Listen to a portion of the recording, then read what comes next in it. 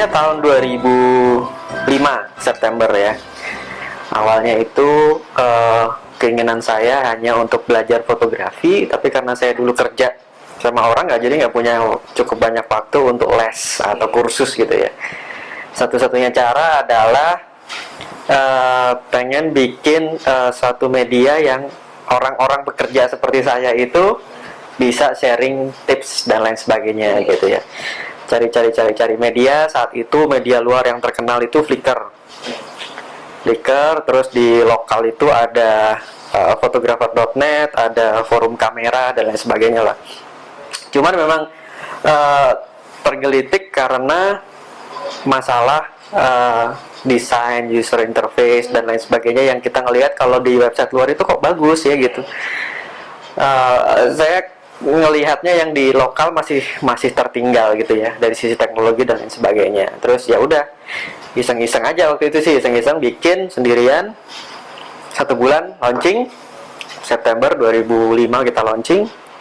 Terus launchingnya juga nggak ada apa-apa karena saya juga masih kerja sama orang ya, main onlinein aja gitu ya, website di onlinein. Terus lumayan ternyata animonya cukup bagus karena mungkin kita user interface-nya jujur waktu itu saya sih boleh dibilang niru dari Flickr ya, dengan konsep yang mungkin zaman sekarang namanya Web 2.0 ya, tapi kalau zaman dulu belum ada namanya. Pokoknya desainnya clean, simple, putih, white space-nya banyak, tulisannya gede-gede gitu ya. Pokoknya animonya banyak karena ngelihatnya mungkin agak berbeda. Terus juga kita bikin sejak Ayo Foto berdiri itu kita bikin kalau sekarang namanya gamification gitu ya. Artinya orang tertarik untuk kembali lagi situ, ngumpulin skor, ngumpulin award dan lain sebagainya. Cuman dulu sih istilahnya kalau saya pikir sih biar orang nggak bosen aja gitu. Gimana ya caranya supaya orang nggak bosen gitu? Karena saya sendiri ngupload lama-lama bosen kalau nggak ada apa ya semacam gamenya. Akhirnya kita bikin ada skornya, setiap user melakukan aktivitas itu ada skornya, dan dia sampai skor tertentu ada benchmarknya, itu dia akan mengunlock satu fitur-fitur tertentu gitu. Jadi intinya biar orang nggak bosen aja lah dengan ayofoto.com. Nah itu kan pendekatan itu kan mungkin berbeda dengan yang situs-situs yang lain. Jadi 1 tahun sudah 10.000 user waktu itu, 1 user. Mungkin di era sekarang itu mungkin nggak terlalu besar dengan adanya Facebook dan lain sebagainya ya, mungkin lebih mudah menggait orang. Cuman zaman itu kan belum ada Facebook gitu, jadi 10.000 itu juga menurut saya sampai kaget juga. Kita nggak ada marketing, nggak ada apa gitu. Bahkan saya nggak punya effort spesial untuk memasarkan website itu gitu. Saya juga heran kalau orang-orang tahu dari mana gitu ya. Nggak ada Twitter untuk nge-tweet juga nggak ada, Facebook juga ngeblas itu juga nggak ada gitu. Newsletter juga saya nggak punya temen, artinya kita nggak ngeblas juga di newsletter. Komunitas ada nggak? Komunitas nggak ada. Jadi saya itu bukan dari kalangan fotografi.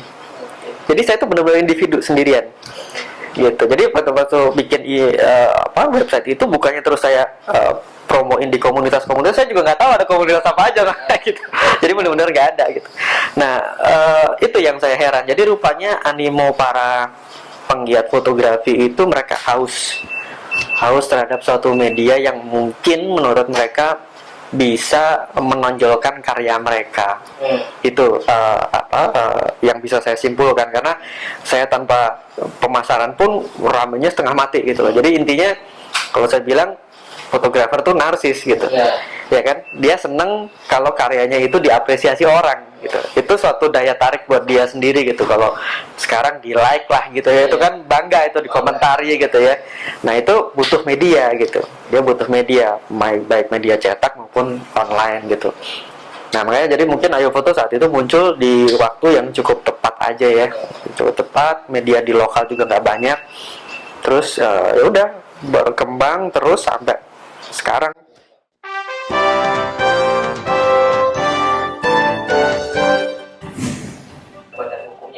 Belum. Jadi ya saya bilang masih paguyuban ya, paguyuban. Jadi banyak juga website-website yang saat itu juga tidak berpikir menjadi suatu industri startup ya. Nggak ada. Jadi memang bikin .com. Kebetulan saya itu punya server karena memang saya dari kuliah pengen sudah suka ngotak-ngatik website ya, bikin website biasa gitu ya. Biasalah apa ngobjek lah istilahnya waktu zaman mahasiswa. Kalau dulu orang mahasiswa bikin warnet, bikinnya kan ngobjek ya anak-anak IT gitu. Saya juga dulu bikin website untuk perusahaan dan lain sebagainya. Makanya dari situ saya punya server gitu. Servernya nganggur, nggak industrinya juga mungkin nggak terlalu berkembang untuk saya jalanin. Jadi ada server nganggur, ya udah, ayo foto saya masukin situ, jalan. Nggak ada badan hukumnya gitu, karena tidak ada transaksi apapun juga ya di situ gitu. Sejak sebenarnya mau tidak mau ada transaksi. Jadi teman-teman tuh gini, banyak yang suka sampai akhirnya bilang, Dip, bikin ini dong, bikin donasi ya sistemnya.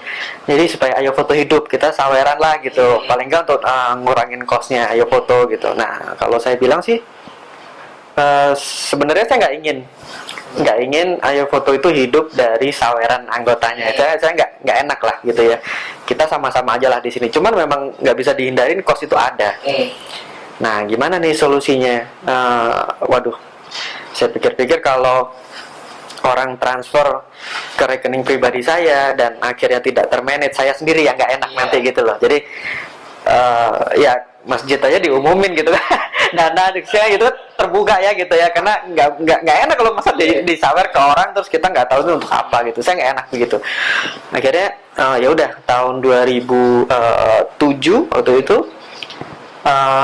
saya sudah nah itu ada cerita lucu sebenarnya. Jadi setelah 10.000 user tahun 2006 itu, karena memang secara infrastruktur tidak disiapkan untuk booming ya, itu infrastrukturnya kolaps.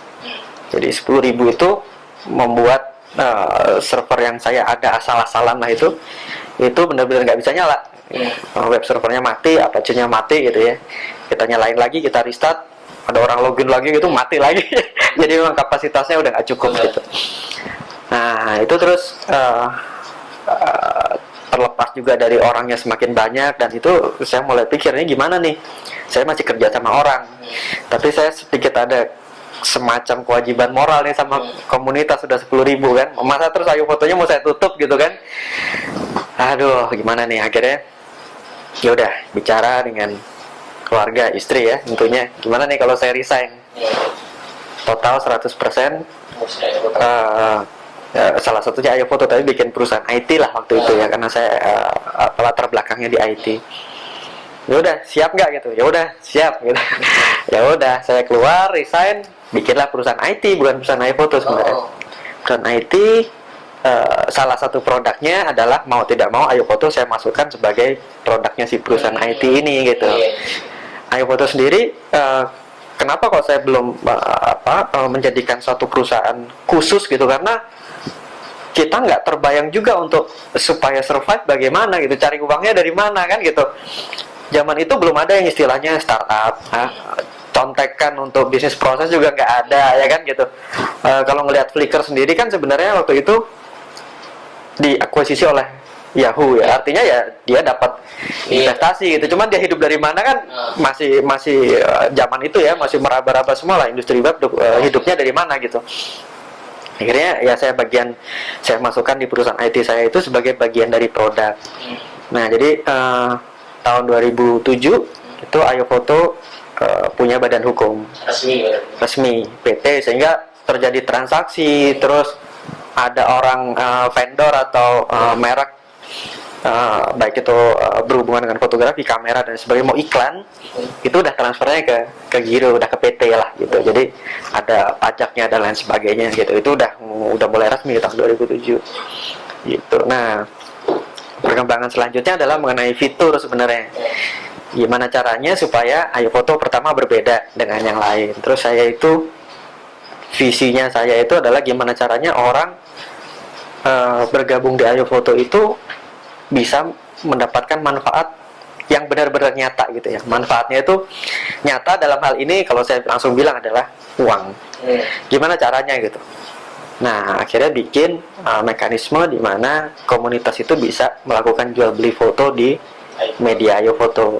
Fitur itu baru launching 2009. Yang saya ikutin ke lomba-lomba model bisnisnya itu baru 2009 yang jual beli foto.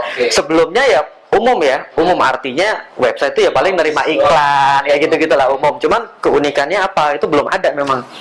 ya rame aja, rame ada orang iklan juga sekedar gitu aja gitu, tapi nggak ada yang unik. Terus mau dibawa kemana nih Ayo Foto kan gitu. Dari anggota komunitas juga ada request yang mengarah ke sana gitu. Jadi kembali tadi saya bilang kan fotografer tuh narsis. Iya. Dia pengen diapresiasi, dia ikut ayofoto.com. Tapi ada juga yang memang pengen nyari klien gitu. Iya. Ya kan? Dia fotografer wedding. Gimana caranya dia mau show off fotonya gimana kan? Jadi dia upload ke Ayofoto. Jadi kalau ada orang lihat, oh saya suka nih gaya weddingnya kayak gini, kontak orangnya gitu kan. Mekanismenya kayak gitu. Atau saya bisa foto produk. Ini loh show off nih motret kayak gini. Ada brand yang suka dengan gayanya. Kita bikin model bisnisnya. Ya ada bagiannya tadi, makanya tahun 2009 kita develop launching satu fitur di mana semuanya online. Jadi jual beli fotonya pun online gitu. Jadi kalau forum kan agak sulit kita mau narik misalkan istilahnya transaction fee lah gitu ya. Karena kan itu terjadi di forum kan, di bursa. Jadi kita nggak bisa charge di situ gitu. Nah, akhirnya kita bikin fitur di mana itu semua online, kita dapat marketing fee, tapi in return kita juga pasarkan gitu loh, kita pasarkan ke production house, ke segala macam lah gitu, foto-foto anggota itu. Nah, tahun 2009 itu konsep ini kita uji. Saya uji, ini kan menurut saya aja cocok untuk kita lah, komunitas fotografi. Cuman gimana sih kalau itu diuji di suatu lomba-lomba gitu. Nah, itulah tahun 2009 tuh saya masukkan pertama kali ikut lomba Inaikta itu. Inaikta menang, ya udah terus berderet. Inaikta, Bubu dan lain sebagainya, bahkan ada yang sampai saya ditelepon-telepon, Mas ikut ini mas. Waduh, saya nggak punya, udah masukin aja lah proposal salah-salah gitu. Rupanya ya berhasil juga gitu, menang banyak. Yang prestasi puncaknya kan 2009 kita dikirim ke Australia itu.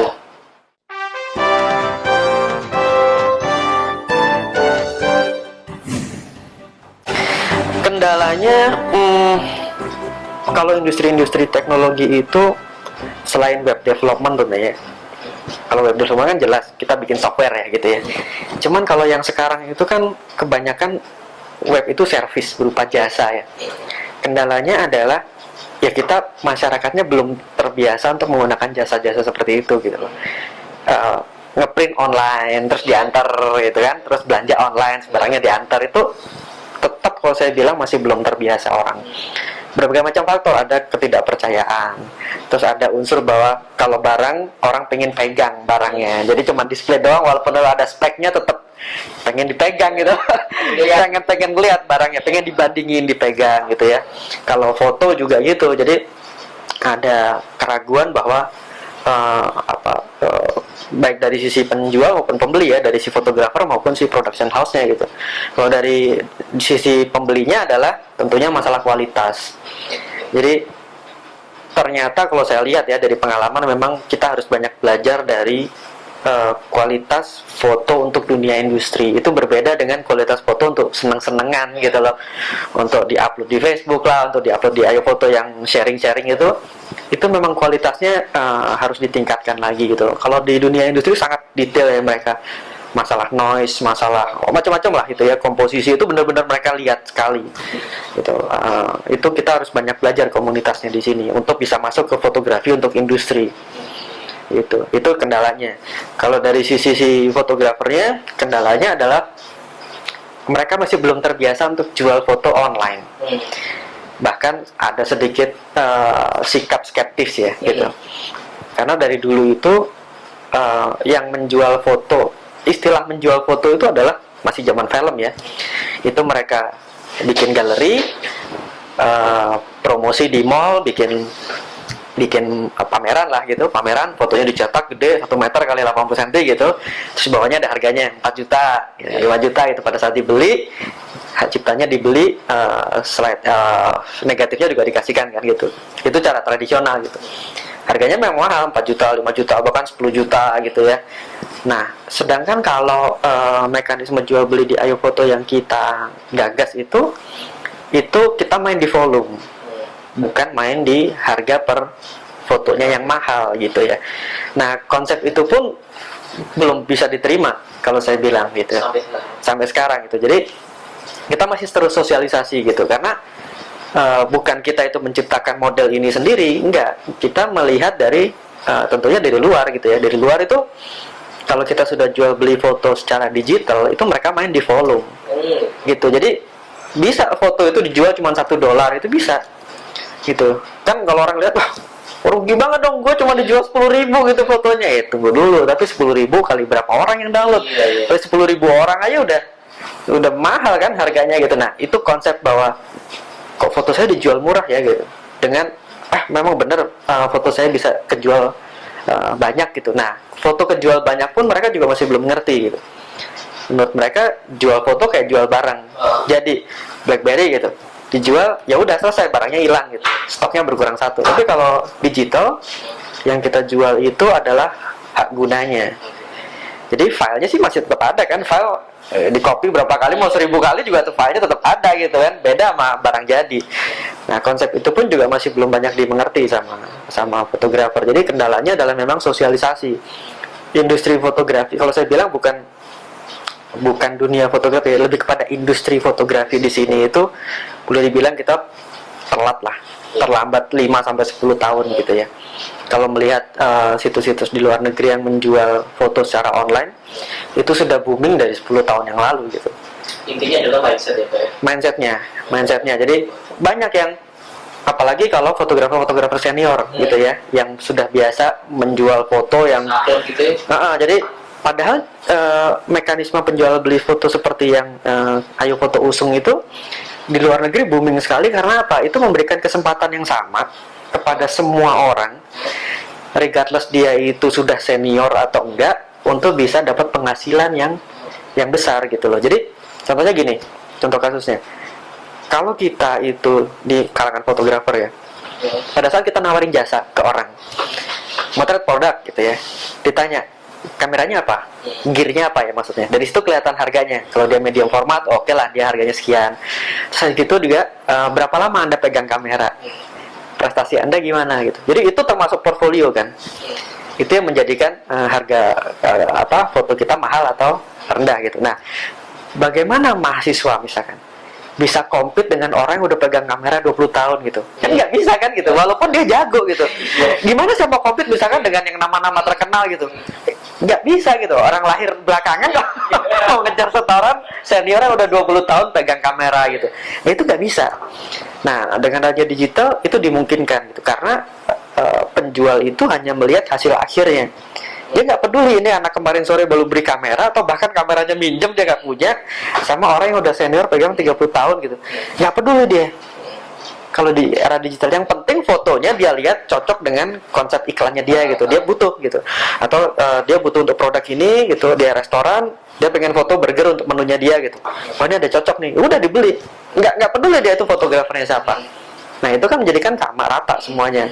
Orang yang istilahnya anak kemarin sore fotografer pun nggak ada. Nah konsep itu yang berkali-kali saya usung pada saat saya jadi pembicara atau jadi ini, karena ini konsepnya bagus gitu, memberikan kesempatan ke semua pihak untuk punya hak yang sama gitu. Kalau emang dia bagus ya ngapain nunggu 30 tahun lagi untuk dapat proyek kan? Ya udah sekarang aja jual gitu. Ini karena yang dijual itu adalah hak gunanya ya tadi. Makanya orang bisa terbeli atau istilahnya terdownload berkali-kali gitu ya. Jadi misalkan tadi $1, pada saat user membeli itu dia bayar $1, terus nanti profit sharing antara si penyedianya Ayo Foto dan ini gitu ya dengan si fotografernya. Itu bisa 50-50, bisa 40-60 gitu ya sharing-sharingnya. Nah cuman kalau ngelihat dari situs-situs di luar ya, itu terdownload itu bisa sampai ratusan kali untuk satu foto. Bayangkan kalau dia itu bisa ngupload atau punya inventory barang ya. Inventory itu artinya foto ya. Dia punya foto 10 atau 100 foto. Kalau satu foto aja bisa terbeli sampai 1.000 kali. Kalau dia punya 100 foto, bayangkan pendapatannya dia berapa. Dan dia tidak perlu melakukan effort untuk marketing. Dia nggak perlu bikin portfolio ke perusahaan, bikin ini. Udah ada media, jadi dia tinggal nongkrong aja gitu. Nongkrong tiap bulan, dia ngeliat ceknya aja gitu ya. Dia udah menghasilkan berapa fotonya kejual gitu. Jadi itulah untungnya di era digital gitu.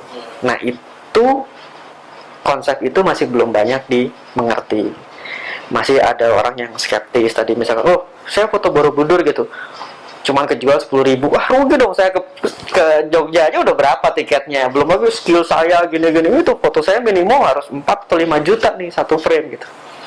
Iya, kalau kebeli. Sekarang saya tanya, setahun bisa nggak kebeli itu foto? Belum tentu gitu. Tapi kalau kita ngetengin ya, kayak rokok tuh ketengan gitu ya, kebeli oke, murah mungkin 10.000, atau kalau kita di kita minimum itu 80.000 minimum. Itu ukurannya memang tidak begitu besar sih.